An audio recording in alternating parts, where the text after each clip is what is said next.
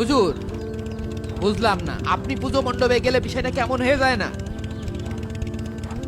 হুজুর, আপনি বুঝতেন না কি করতে? আসসালামু আলাইকুম সভাপতি সাহেব। ওয়ালাইকুম আসসালাম। আপনাকেই মনে মনে খুঁজছিলাম। কেন?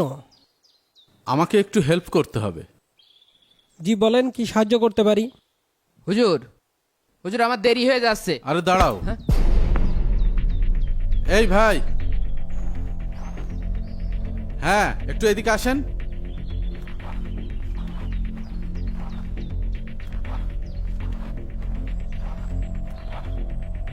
বাবা ফাহিম, তোমাকে একটা অফার দিতে চাই।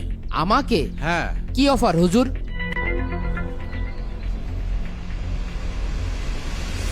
এই নাও 1,00,000 টাকা। এই টাকা পুরোপুরি তোমার। এটা দিয়ে তুমি যা খুশি করতে পারো। কিন্তু কেন হুজুর? শর্ত শুধু একটাই, তোমার আব্বুর সামনে এই লোকটাকে আব্বু বলে ডাকতে হবে। হুজুর, আপনি এটা কি বললেন? আপনি কি পাগল হয়ে গেছেন? আমার বাবার সামনে অন্য আর একজনকে টাকার জন্য আমি আব্বু বলে ডাকবো? হুজুর, কি হয়েছে? আমি তো কিছুই বুঝতে পারছি না।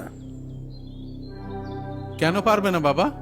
উনি তো একজন সম্মানিত লোক, তাছাড়া বিনিময়ে তো টাকাও পাচ্ছ।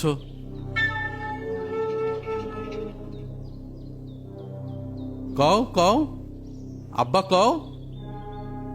আমার বাবা এখানে দাঁড়িয়ে রয়েছে। এই 1,00,000 টাকার চেয়ে আমার বাবার সম্মান অনেক বেশি। আমি এই সামান্য টাকার জন্য আমার পরিচয় বিক্রি করতে পারবো না। এই উত্তরটাই তোমার কাছ থেকে আশা করছিলাম। বাবা, তোমাকে সৃষ্টি করেছেন কে? আল্লাহ।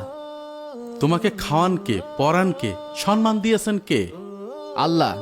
তাহলে তুমি বলো, যে জন্মদাতা বাবার সামান্য অপমান তুমি 1,00,000 টাকার বিনিময়ে সহ্য করতে পারছ না, আর সেই মহান আল্লাহ যিনি তোমাকে অস্তিত্ব দিয়েছেন, সবকিছু দিয়েছেন, তার সাথে যেখানে অংশীদার বানানো হয়, যেখানে তার সমকক্ষ দাঁড় করানো হয়, আর তুমি সেই অনুষ্ঠানে আনন্দ খুঁজতে যাচ্ছিলে? তুমি যেমন টাকার বিনিময়ে অন্যকে বাবা ডাকতে রাজি নাও, কারণ এটা তোমার বাবার প্রতি এক ধরনের বিশ্বাসঘাতকতা, ঠিক তেমনই একজন মুমিনের অন্য কোনো অনুষ্ঠানে যেতে আত্মসম্মানে বাধা দেয়,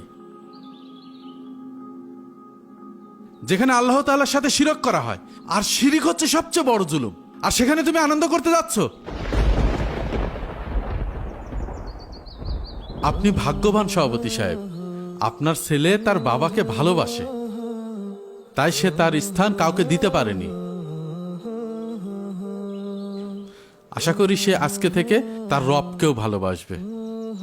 আজকে থেকেই বলুন, আর নয় আল্লাহকে অপমান।